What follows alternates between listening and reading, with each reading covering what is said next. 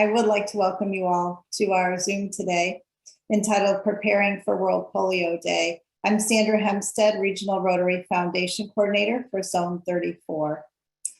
Tonight we'll have a polio update and an interview with our past Rotary International President, John Jern. We'll then hear about tools and resources available to help us to promote World Polio Day from past Rotary International Director Robert Hall, our Rotary Public Image Chair Kim Walden, and End Polio Now Coordinator Lindsay Cancino. Finally, we'll hear from Zone 3334 Rotary International Director Jeremy Hurst. We feel that you'll be inspired by the work Rotary is doing to eradicate polio and ready to celebrate World Polio Day on October 24th. But let's start with a couple of housekeeping comments. Please note that the session is being recorded. You've been muted, and we request that you stay on mute to ensure that no background noise interferes with the presentation. Please make sure you're in speaker view for best experience during the Zoom. There will be an opportunity for questions at the end of each presentation. Please note at the bottom of your screen the chat box. Use the chat box for general comments, but please put questions for our speakers in all capital letters. That will be extremely helpful and will keep the Q&A period moving smoothly. It's likely there will be more questions than we have time, so please understand that we'll try to get to as many questions as possible. Now, it's my honor to introduce our past Rotary International President, John Jern. John is the retired board chair of Campbell & Associates Incorporated Consulting Engineers. John serves on numerous boards and committees. He's received many awards for his volunteer work, and John has been recognized as an extraordinary fundraiser. John joined Rotary in 1976 and has served in many capacities, including president of Rotary International in 2016-17. And the chair of the Board of Trustees of the Rotary Foundation most recently in 2021-22. He has served as chair of Rotary's $200 million challenge, which raised $228.7 million for the eradication of polio. John is currently serving as chair of the Countdown to History Committee, which raises $50 million annually for the eradication of polio. John has negotiated the agreement and the extension with the Bill and Melinda Gates Foundation, where Rotary provides $50 million and the Gates Foundation matches $100 million towards the eradication of polio. John has received Rotary International Service Above Self Award, the Polio Plus Pioneer Award, the Rotary Foundation Citation for Meritorious Service, and Distinguished Service Award. He and his wife, Judy, are benefactors and members of the Arch Clump Society of the Rotary Foundation. They have 4 children and 6 grandchildren. And now I'm very excited for you to hear from John Jern.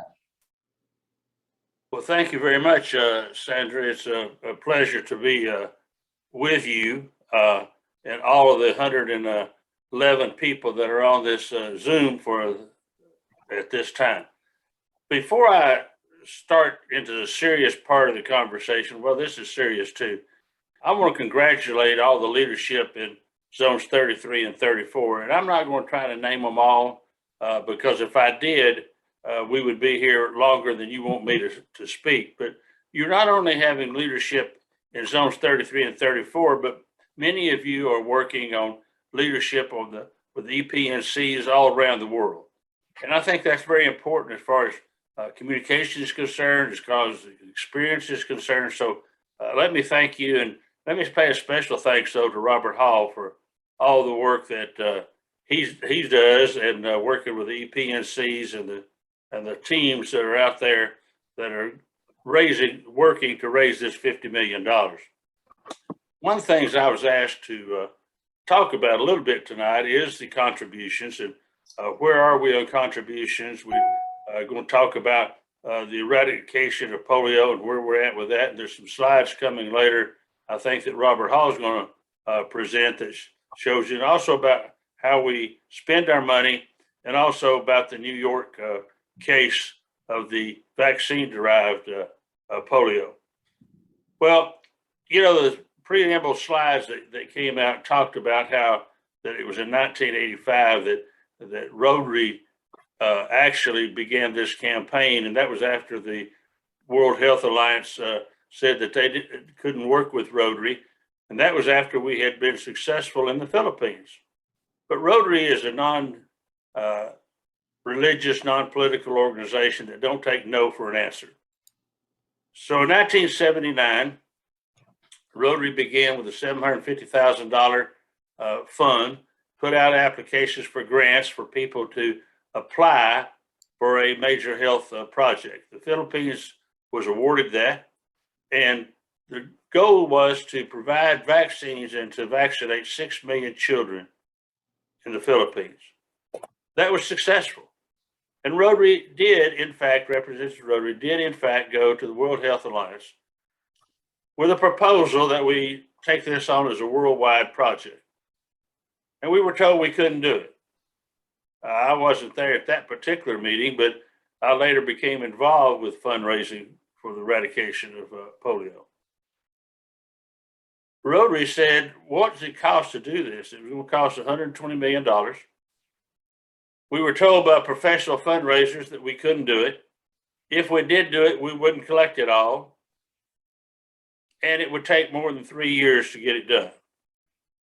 Well, Rotary proved them wrong, just as Rotary right now is proving people wrong all around the world, and that we are accomplishing our goal of the eradication of polio. Is it taking longer than expected? The answer to that question is yes. But it's people like this here at this meeting that is making the difference. You've let your imagination say, what can we imagine if there was no more polio? Think about the 300,000 or 19 million rather people, 300,000 in the United States that are walking now because of that. Think about the 19 million around the world that are walking because Rotary didn't give up, and Rotary said, yes, we can accomplish that. You know, it's Walt Disney that once said, if you can dream it, you can achieve it. And Rotary certainly does dream of a polio-free world. Zones 33 and 34 are large parts of that. You know, last year, Zone 33 gave almost $2.4 million, but you were the #1 in DDF giving. All 17 of your 17 districts gave something to polio, with 15 of the 17 doing 20% or more for the eradication of polio. Zone 34 led with $2.44 million in total contributions, with 11 of 14 districts giving DDF, but unfortunately only 9 of the 14 gave 20%. And I think we've got some work to do there, and I think it can be done because you can designate some of your funds of your DDF to go to vaccines or to go to the delivery of the vaccines or to do surveillance. So those things will be discussed a little bit later. You've increased participation from the clubs. You know, club participation in Zone 33, it's 80.94%, which is great. Still got a lot of ways to go to get 20%, but with Polio Plus partners and Polio Plus Society, hopefully we can get there with that. Zone 34 has 68.3%, but that's an increase from what it has been in the past. So I congratulate you and I thank you for that. Now, as far as accomplishments are concerned, we all know that we started with 1,000 cases a day in 1988, and that we started with 125 countries. Today, we're down to 3 endemic countries: Afghanistan, Pakistan, and Mozambique. Now, let's talk a little bit about those 19 cases. One case is in Afghanistan. They haven't had a case since January. So now we can say, okay, they're on their way. But you know, you got to go 3 years with no cases before the epidemiologists will say that you're a polio-free country. Pakistan. Pakistan last year had 6 cases. This year they've got 14. Are they going backwards? No. We're now being able to do surveillance into those parts of the Pakistan that we were not able to get into before. So yes, we anticipated there would be an increase.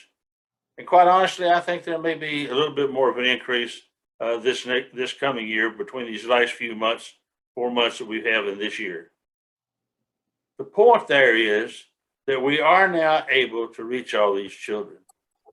The point is also that they are doing more NIDs now, and their last NID was August the 22nd, and they are reaching more areas. Now, one NIDs had to be postponed because this is the rainy season in Pakistan, so they're going to do that on the 29th. So, you know, we have accomplished a lot there. Mozambique has 4 cases. You know, it's interesting that those 4 cases came originally, the same generic virus that went from Pakistan to Malawi and Malawi to Mozambique. So when people tell us that they don't get polio or it doesn't affect their country, that they've been declared polio free, tell them, no, that's not the case. You may be temporarily polio free, but until we have the entire world polio free, which we are hoping and praying for will be in 2026, that you are not 100% guaranteed that you're not going to get polio. So, you know, we've still got a lot of work to do. The New York case is an interesting case. It's in Rockland County, which happens to be the home of one of our RI directors. But it's also a county that is highly unvaccinated. 3 years ago, they had over 300 cases of measles simply because of non-vaccinations. So don't try to tell me that vaccinations don't work. They do work. You think that COVID would have not still been rapidly progressing through all the world if it wasn't for the fact that a vaccine or several vaccines were found that would prevent COVID? I hope everybody's had their COVID vaccination. I hope everybody's had their polio vaccination. I have. And I would encourage you to encourage everybody you run into to do that. Well, this man was a 20-year-old. It looks like the genetics of this began in Jerusalem. It went from Jerusalem to London. We've all heard about the Israel case. We all heard about the London cases. Well, now we're hearing about the New York cases. It's all over the media everywhere. Last night in Chattanooga, they had a TV show in the news, the 6 o'clock news, about vaccinations, people talking about the New York case, and the fact that there could be some more viruses found in samples of sewage in that particular area and the county next to it. Now, that does not mean that any more people are going to get polio, but they have to come in contact with that virus and not have been vaccinated themselves. And yes, they could get the vaccine-derived polio case. We're not through. Yeah, we've reduced from over 1,600 cases 2 years ago down to 1,900. So yes, that's progress. But we have more cases this year than we had last year. Just think about India several years ago, back in 2013, when they were declared free. They had reached 0. And then a case came in, they had to start all over again. Think about Nigeria. That happened in Nigeria also. So when people say we're polio free, that don't mean we're polio free. It means we still got to go until we reach that last case. Fundraising is critical to the success of our campaign. You know, Rotary's goal is to raise $50 million And Robert's going to talk a little bit more about that later. But $50 million. First good news, we made it last year. So we did, in fact, get $50 million.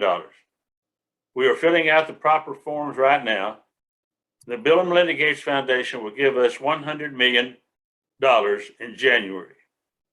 That gives us $150 million that we are responsible for spending. That $150 million represents 16.67% of the $900 million budget that we have for the Global Polio Eradication Initiative. It's expensive.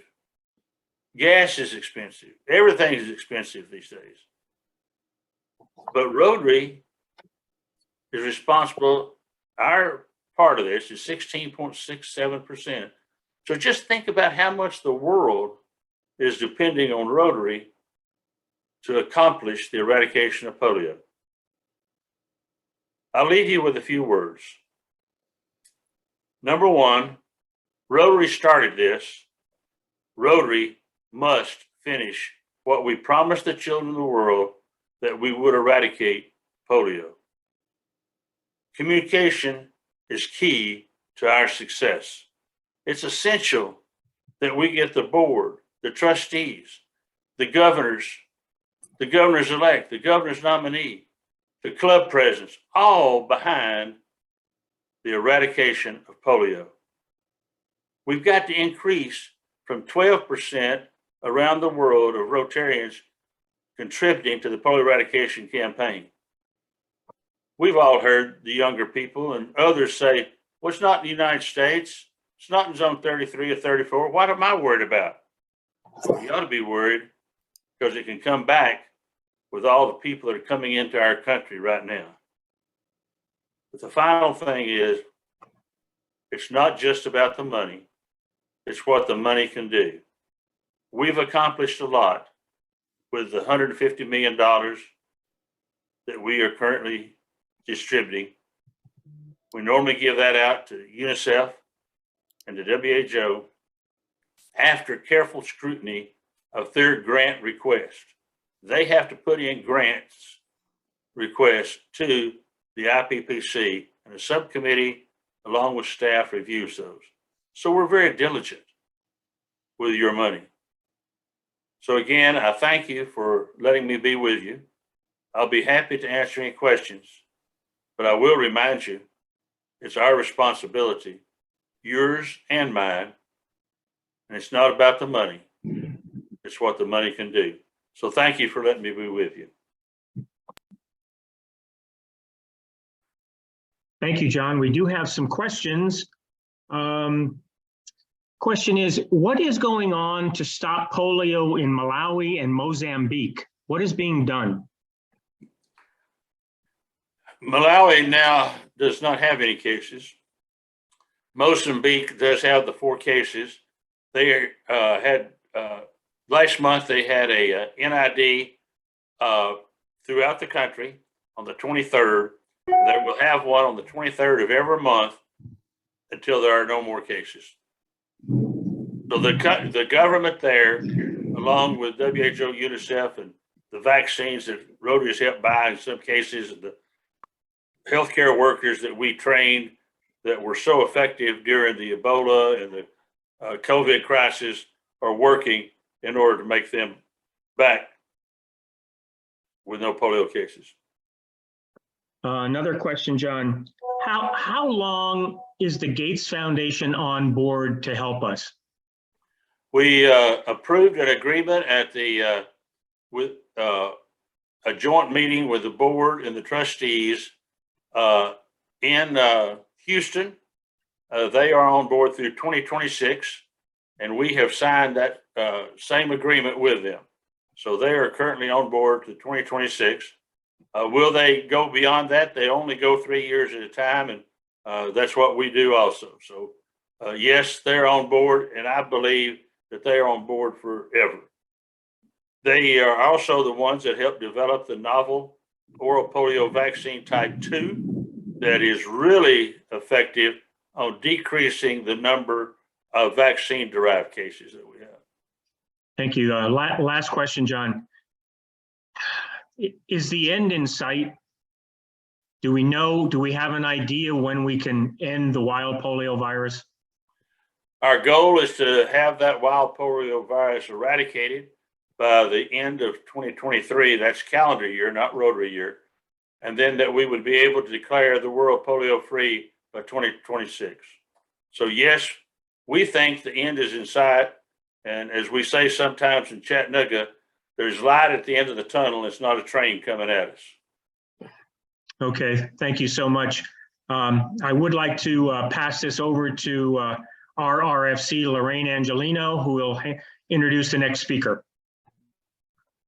It is my pleasure to introduce past Rotary International Director, Robert Hall. Robert retired from IBM and owns HRH Consulting, an executive management and professional recruiting, coaching, and training firm. He served as a director and chair of the 2017 Atlantic Convention Host Committee. Robert was on the president's nominating committee that selected Jennifer Jones as president.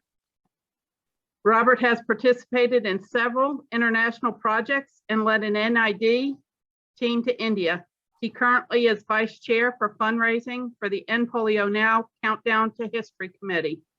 Robert is a major donor, Bequest Society member, and Archclump Society Circle of Honor member. He received the Service Above Self, Citation for Meritorious Service, Distinguished Service Award, and the regional and international awards for our polio-free world. Robert and his wife, Charlene, have 3 grown children and 7 grandchildren. Please give a warm Rotary welcome to past Rotary International Director, Robert Hall. Okay, great. Hey, it's great to be with you today. I'm in my home state of Louisiana, and I'm gonna eat some good seafood down here. But it's great to be on this zone call, 33 and 34. I want to thank Sandra Hempstead, RSC from 34, for initiating the zone. I will tell you that it's terrific to see how the polio coordinators, the regional coordinator RFCs and RCs and the RPICs and all the assistants well together, and the EMGAs and Deborah Lowe and our staff. So I think it's really going well. There's a lot to do. I just want to introduce our team. The zone polio coordinators in 33 on the Carolinas is Bernie Rydell. Bernie assumed this position this year, taking over from Rocky Jacobs, where Rocky is now a senior advisor to our Worldwide Polio Committee. And above the Carolinas and the Virginias, et cetera, up there, Maryland, West Virginia, DC, Delaware, is Chuck Davison. Chuck has just been terrific with us for a number of years now. And those two are coordinators in 33. In 34, we have coordinators in Georgia, Kim Waters, who's out of District 6910, and she covers 6900, 10, and 20. Nick Hall, who is, as you know, our premier bicycle rider from coast to coast, just finished a ride from Seattle down to San Diego, and he's covering all 8 Florida districts. And then in the islands, I call it, from 70, 7,000, 7020, and 7030 is Linda Cancino. I will tell you that we're excited this year about World Polio Day more than ever, because I think we're really turning the corner this year. This is the crossroads, and we're excited to see World Polio Day go above the 5,000 we did last year and achieve way above, I hope, even 6,000 or 7,000 registered and terrific events. I'm going to let, well, I'd say first, planning is what this call's about for World Polio Day, which is October 24th. And really from the 24th to the 30th, I believe, Kim Walden told me that there are plenty of resources and tools available. We've got plenty of time to plan properly and for you to register your events. So I want to turn it over right now to Kim Walden, who is our assistant RPIC from Zone 34, and working with us on how to promote this and some other exciting things we're going to announce today to you. Kim Walden. Thank you, Robert. I'm very happy to be here today to share some of the awesome tools that we have to celebrate World Polio Day on October 24th. I'm also going to go through all of the very extensive resources that RI has put together to help you promote World Polio Day. And then I pulled together some great ideas for fundraising to make it easy for you to raise money for polio. And I'm also going to share with you how you can register your event so that everyone will know that you're having an event and can participate if they want. So we have some exciting polio news to promote as well. So let me get started. This is the endpolio.org/donate. This is the place to go for all the polio details, endpolio.org. And if you want to donate or direct people to donate, then that's the link. And of course, as we mentioned, World Polio Day is October 24th. So as John Germ mentioned, Polio Plus has been part of what we're working on for more than 30 years. And so Rotary and our partners have driven the effort to eradicate polio worldwide. And our Polio Plus program was really the first initiative to tackle global polio eradication by vaccinating children on a massive scale. So as a core partner in the Global Polio Eradication Initiative, that's a mouthful, Rotary focuses on advocacy, fundraising, volunteer recruitment, and awareness building. So that's what we're going to talk about today. Obviously, we want to make sure that we have no more children suffering from this paralyzing disease. And we know that we can make a difference in that effort. So if we all work hard and all step up, we can help get to the place where we eliminate all of the cases. And it's going to take a lot of diligent efforts and perseverance. But with sufficient resources and the commitment that we have, I feel like we can make that happen, and we need your support. So I'm really, really happy to have you all here today. And I'm going to go ahead and get started talking to you about the resources that we have to work from. So as I mentioned, Rotary has some powerful partners, and I think we all know that the Bill and Melinda Gates Foundation is playing a pivotal role in the eradication of polio. And John Germ mentioned just how pivotal that role is. So what I would say to you is we have other strong advocates to help us in the fight. I mean, past Rotary International Director John Germ, Robert Hall, some of the people on this call are just making a big difference, and all of you are helping us as well. So please spread the news about these tools that we're going to go through. A big goal here is obviously to help us meet the donation goal of 50 million so that we can reach the match by the Bill and Melinda Gates Foundation. And as this slide talks about, the next slide, it just takes 2 drops to make a difference. And then what I'd like to talk about is the way that we're going to do all of our goals here. So there's 3 ways that we hope to get support. First, we're going to spread the word by raising awareness. And we're going to talk about ending polio, and that mainly involves sharing the news through social media. So on this next slide, you can see that raising awareness is one of the best ways that we can talk about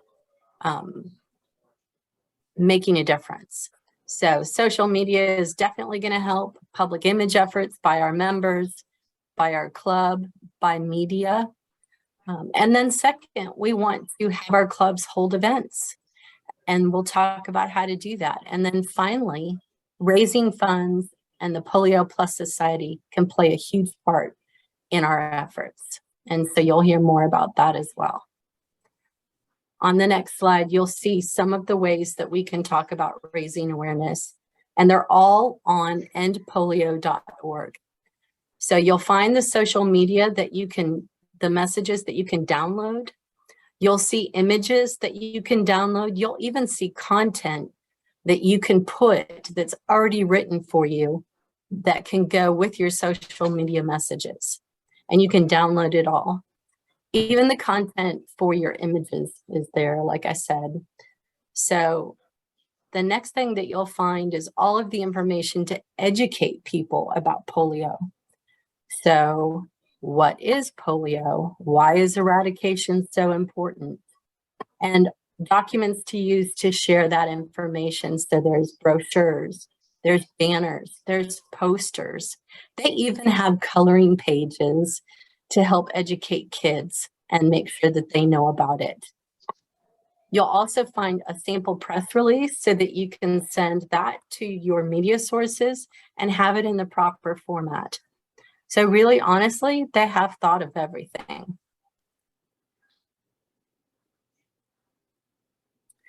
So how are we going to celebrate World Polio Day? It really all boils down to how you can make a difference on October 24th and the week following that.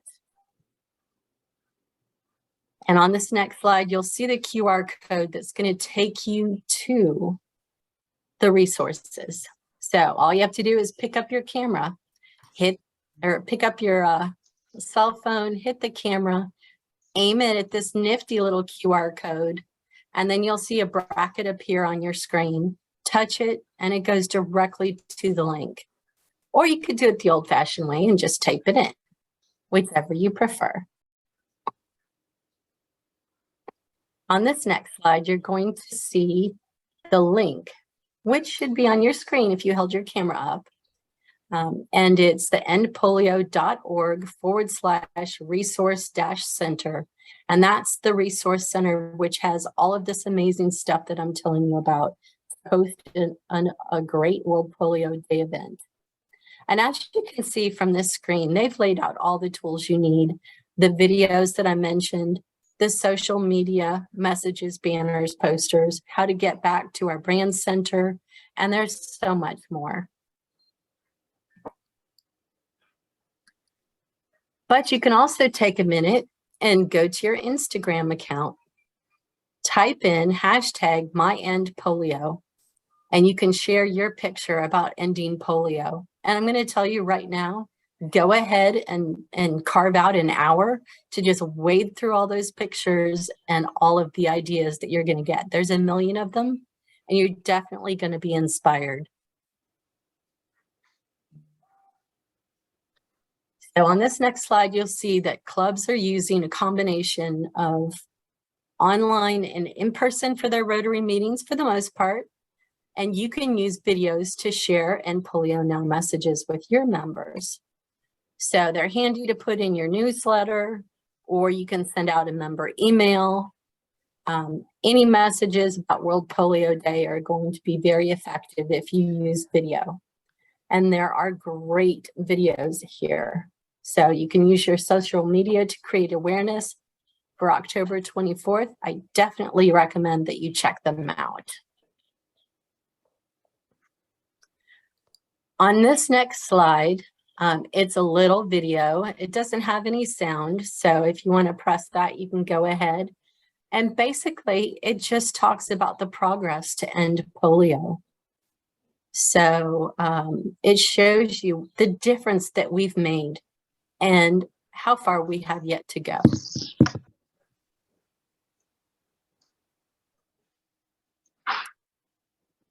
And then on this next part, you can see a little snippet that John Durham has done. And it was very effective as just a testimonial to share about why we need to do what we do. So that kind of thing can really help grab people's attention and make a difference. On this next slide, we're going to be talking about social media some more. So here's an example of those images that I mentioned that you can use and add to your event info. You can just throw some text onto the front of those images and then share it to your social media. And don't forget to use your hashtags. Hashtag End Polio Worldwide, hashtag Rotary Shares, and hashtag End Polio Now. So those are just a few of them. Add your district hashtag in there too, just so you can make sure that everyone sees what's going on that you're doing.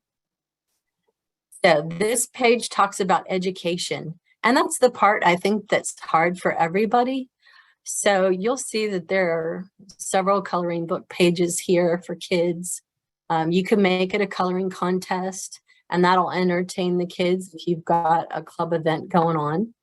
The last document that's listed there, it's a really nice 2-pager about Rotary and polio efforts. I mean, it's a great document, so definitely give that one a look. It gives details about polio efforts by Rotary. It mentions the 2-to-1 match by Bill and Melinda Gates, and how donations are directed. So did you know that RI suggests that each club have donations of $1,500 each year? So what does that mean? That could be super easy. You're going to hear in a little bit about the Polio Plus Society. We always recommend $1,500 or $100 to become a Polio Plus member. So if you look at that, that'd be 15 people out of your club, and you've reached your 1,500.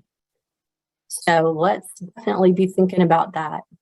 And I will say that last year, we just barely reached that $50 million match, and we did it at the last second with a $27,000 gift. So we really need to focus on fundraising this year.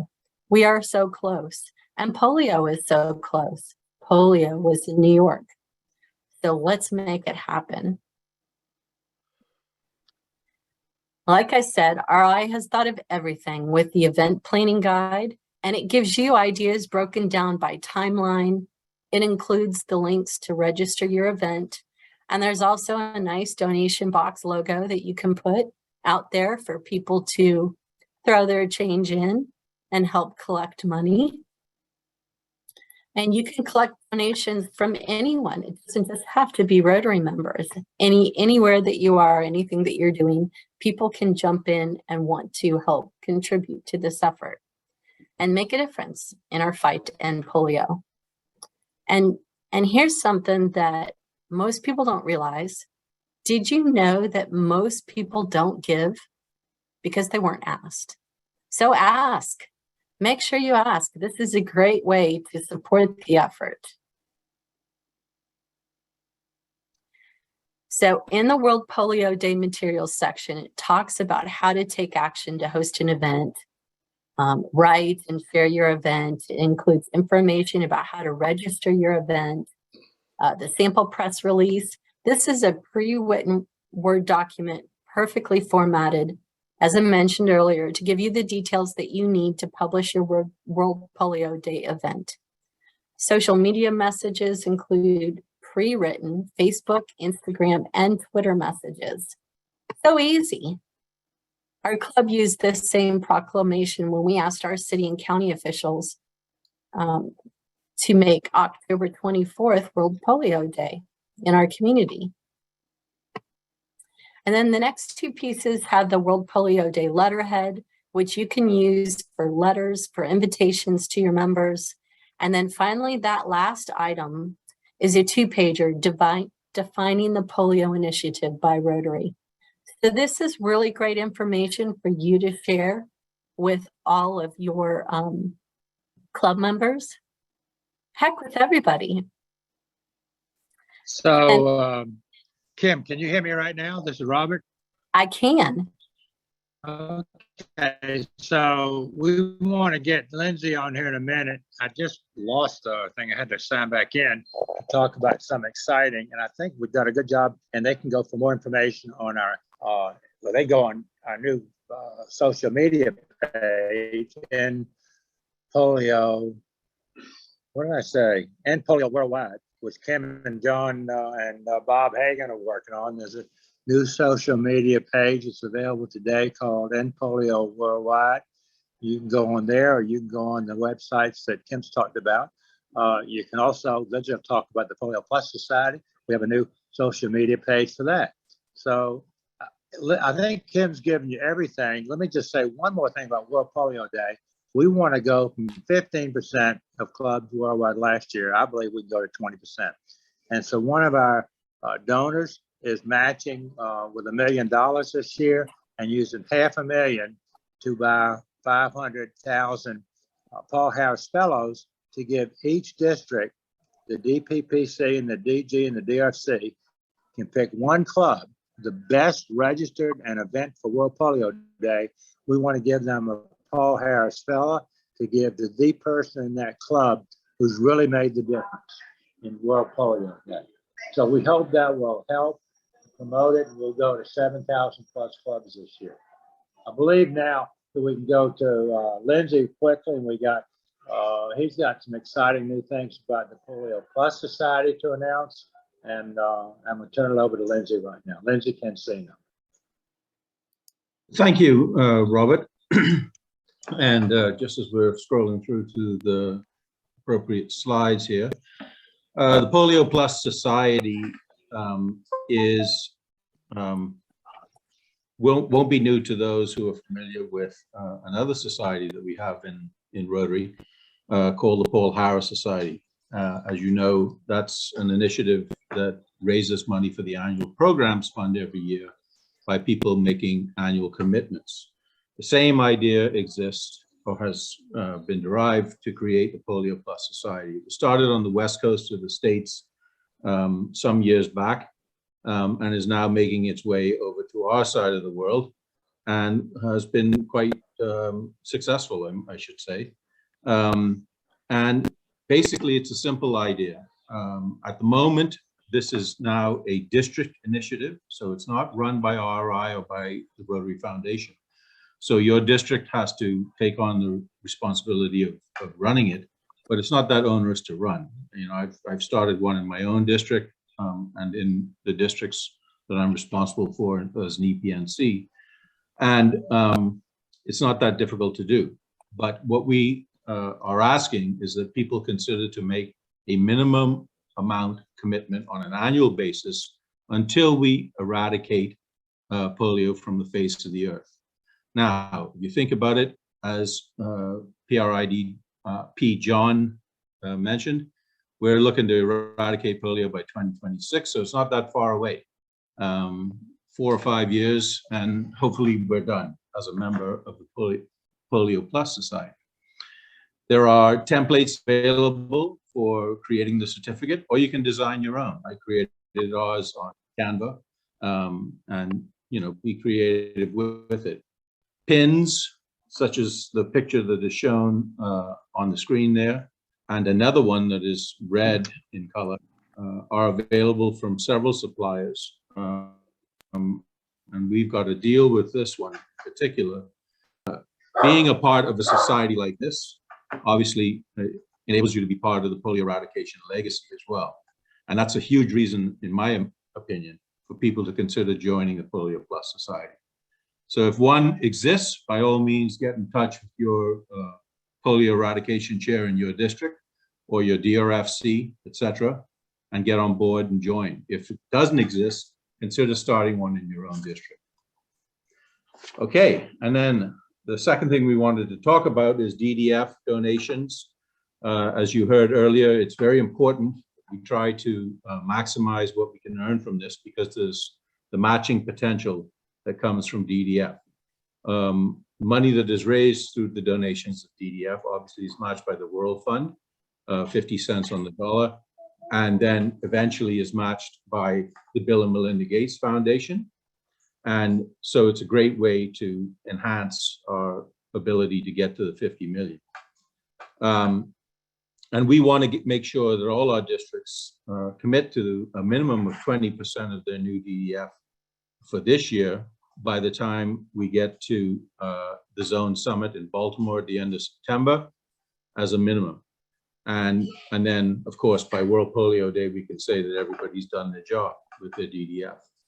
And then those of you that are DGEs, consider making that pledge to do it in next year's effort for 23-24, so that you can ensure that that commitment is already under consideration by the World Immunization Week, which is always in the last week of April. And then finally, we've got a competition at the Zone Summit to see which DG class can raise the most funds for Polio Plus. And this is really just about bragging rights. They did one at the last Zone Summit to great effect and enhanced the fundraising dramatically as a result. And then, as PRID Robert mentioned earlier, next slide, please. The districts with the best World Polio Day events will all be awarded a Paul Harris Fellow. That will obviously have to be evaluated after World Polio Day. But we've got the ability to do that with the matching donation that PRID Robert alluded to. So there are a number of ways for us to enhance what we do in order to meet the fundraising goal, and also to involve as many Rotarians as possible in this effort to eradicate this disease. Please take advantage of them, and by all means, have a great World Polio Day.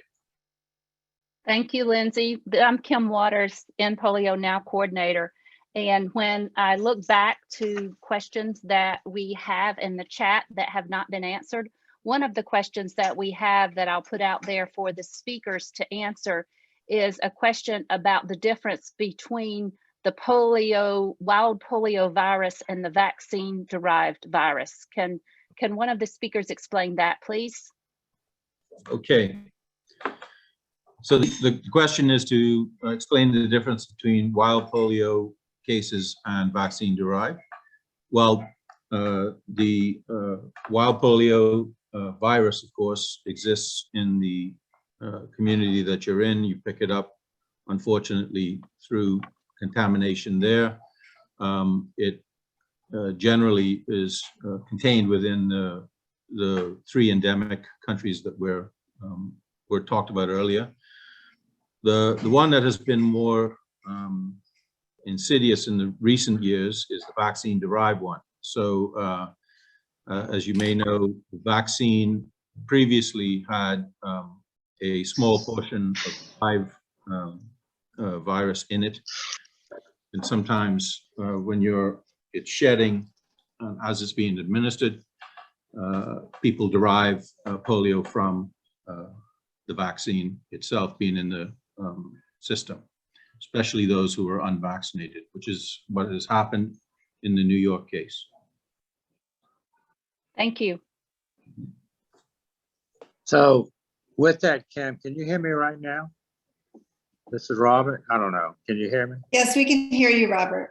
With that, let me just say real quick, because I want Jeremy to get on here, that we have committed by the end of 26 not only get rid of the wild polio virus, but the vaccine-derived cases.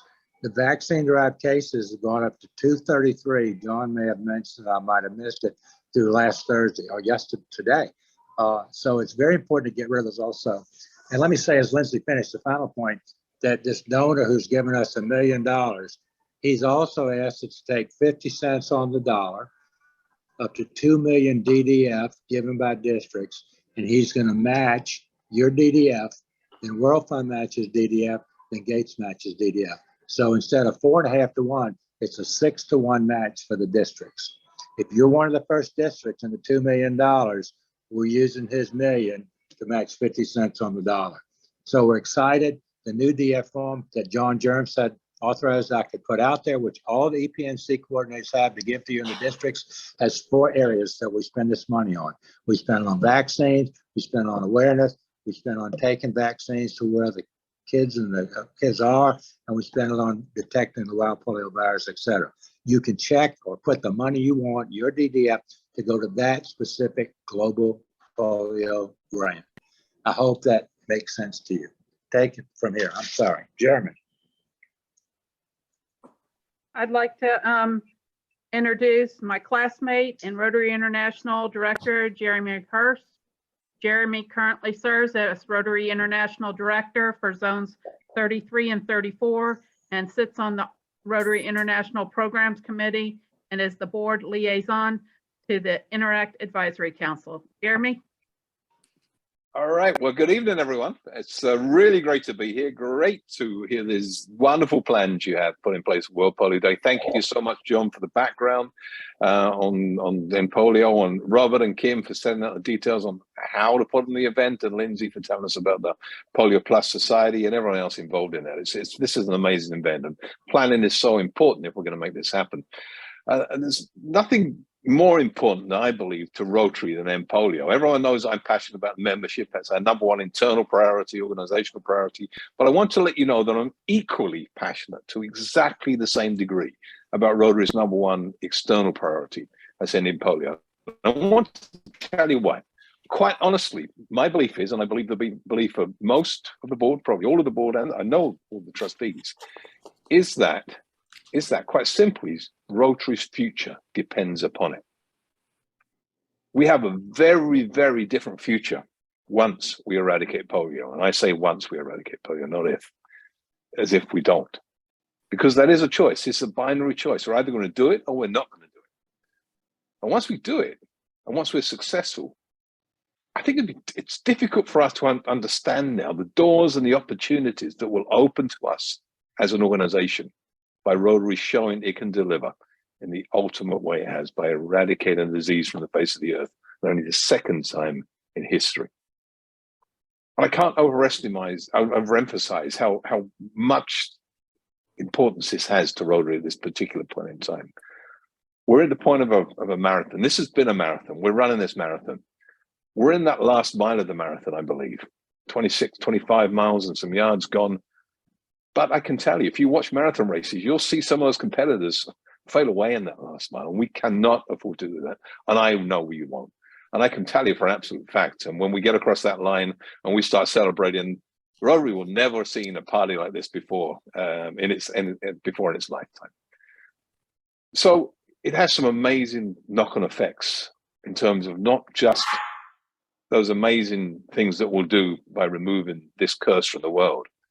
I'm in a hotel room now in Miami for a board retreat for another big, hairy, audacious program called Handwash. And there's a direct link between those programs. Handwash could not have started if we did not have the credibility given to us as an organization by polio. And I very quickly want to tell you a story, and I know we're running out of time, about how when we went into the World Bank's headquarters in Haiti, how they really just wanted to talk to us and have a cup of coffee and be polite until they understood that we're not an organization that comes in for a few years like every NGO, many other NGOs, and then disappears after doing a series of small projects. That we stay until the job is done. And I know you're going to do that. Lindsay mentioned the legacy, and that's really the key. Rotary will be measured by this, and history will record this when we're successful. So I want to talk to you about the things that we can do, because when we talk about planning, that's a very big part of what I do. I love to plan. I love to plan ahead. And we've been asked by President Jennifer to imagine what we can do. And we talked about imagining a polio-free world, but I don't just want us to imagine those things that are that far off. I want each of you to imagine what you're going to do as you walk away from this presentation. What you're going to do to plan to make these next steps happen. What you're going to do to make your districts and make the Rotary world strong enough to get across that finish line. And of course, the first thing is to ask your DGs to give more DDF to Polio Plus. Make sure this happens. Let's make the ask, because you heard it earlier. If we don't ask, we're not going to get it. Same applies in our clubs. We're doing well with our clubs, but still only 15% of them are involved in World Polio Day events. And we can do better in the amount that we ask them to give, and do better in where we achieve that. Ask the district polio chairs and district leaders to promote the Polio Plus Society. I'm a member of it. Lindsay nailed me immediately. And I have an amazing badge, which I don't have with me right now. I'm packing my luggage. But let's be proud of this, and let's take this initiative forward, because these little amounts all add up. I know in my club, we have a box, and we've had that box there for 25 years. I think we've raised over that period close to $3,000 a year to end polio by just shaking that box around and making sure everyone puts $1 in every meeting. Those little steps take us in those right directions, but we've got to ask.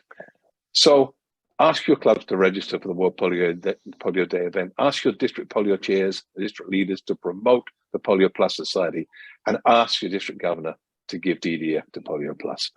And I can tell you, this isn't something we're just going to do on a short-term basis. As Sandra knows, Robert knows, John knows, as I said, I'm a planner, and we have the membership action plan that we've rolled out already. And next step is going to be to roll out a foundation action plan, which is a medium-term plan to set these goals over the final mile for polio. And an important part of that foundation goals will be our end polio goals.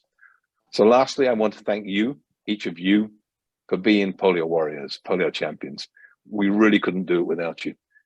I am totally committed, as is the board of Rotary International, to make this happen. And I am looking forward to that zone 33 and 34, that world party that we have when we finally get this audacious goal achieved. Thank you so much for everything you do. Thank you. Jeremy, do we have time for a couple of questions? I'm happy to, as long as everyone else is. We're a little bit over, but I'm sure. Here's a quick one right here, and that is, we've been asked that we're emphasizing having these World Polio Day events, but we're also being asked to register them with Rotary. Why is it so important to register them? Why not simply just have them? Well, you know, there's a philosophical thing there as well. What you don't measure doesn't really count, and I think we need to measure it, because the reality is that we need to show that we are together with this. We are so much better together. The world looks at us, Rotary looks at us, and if we register, it allows us to record it.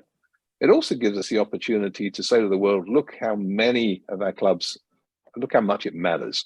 So to me, those are the ephemeral things that really matter whenever we're doing these things. If we're doing it properly, we need to measure, we need to monitor, and we need to make sure it's happening.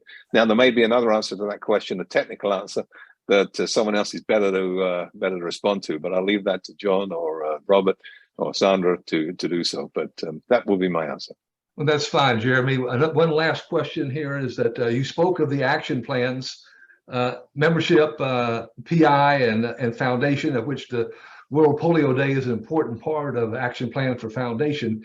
Do you really think that you will be able to tie these things together such that they show the three legs of a single stool, just like we've talked about in the past?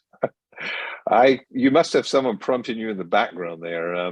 Past RI Director Robert knows how important that three-legged stool is to me. I believe the worst thing we can do is create silos as an organization. End polio is fundamental to everything we do within Rotary, as is membership. If we build membership, we build more opportunities to drive end polio from this work, to drive the end polio program, just in the same way as we need public image to communicate everything we're doing effectively, not just internally, but externally as well. We need to be telling the world about how good we are. And I know that's one of the challenges that we have right now, is making sure we get recognized for what we're doing here. And as far as I'm concerned, I'd like to see that be part of our foundation action plan, not just talking about internal recognition, but also external recognition within our zones for the amazing job we're doing as an organization. We need to be recognized for this. Yeah. Thank you, Jeremy. Back to you, Sandra. Thank you, everyone, very much. I appreciate the speakers and all the information that we've received. Thank you to each of our participants for being with us this evening. And this does conclude our call. Thanks for hanging with us just a couple of minutes over. Have a good evening.